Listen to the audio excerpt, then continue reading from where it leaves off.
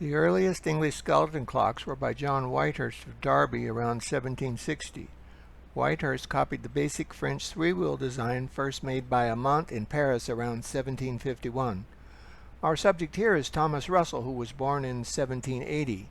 When he set up shop on Market Street in Lancaster around 1811, in between his watchmaking endeavors, he lent his hand to skeleton clocks, simplifying the Whitehurst design by using a going barrel and casting a scrolling frame instead of the inverted Y. We're showing you an overview of the components with the front plate removed.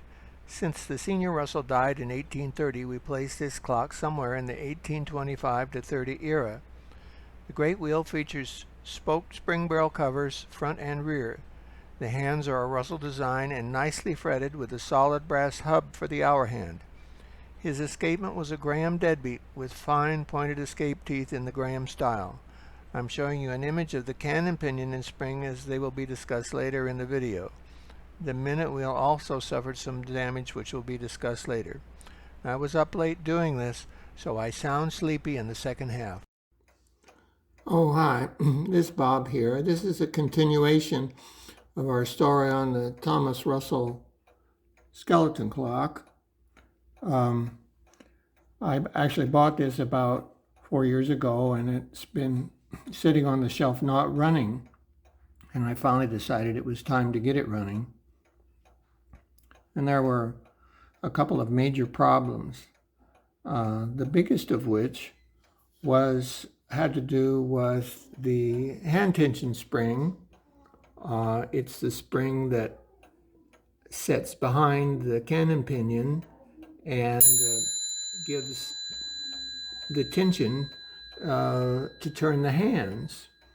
And a repairman had forced it over the shoulder of the minute arbor and forced it against the front plate. And then once he did that, when he installed the hands, he didn't have any tension. So he turned up his own deep dish tension washer with a big shoulder on it and put that on.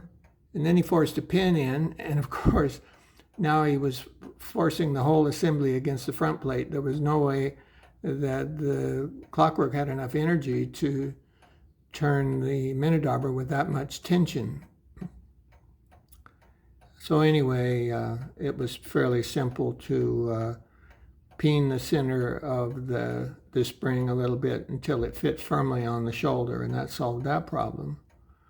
The next major problem was that the mainspring had broken and had knocked out one tooth on the great wheel, which had been properly repaired, a new tooth inserted and soldered in place, but also took out 4 teeth on the minute wheel. And an inexperienced repairman simply cut part of another old gear out and soldered it in, a bit too proud, with the result that when the minute wheel turned against the pinion above it, it was too thick, there wasn't enough clearance, and the clock would stop every hour, and you could force it then past the high spot, and then it would run for another hour. So anyway, I just filed the high teeth, which is just a remedial solution. It still needs a new wheel, which I freely admit. And long term, the clock will receive a major restoration, but I just wanted to get it running and wanted to review those things with you. I hope you enjoyed seeing this Thomas Russell timepiece.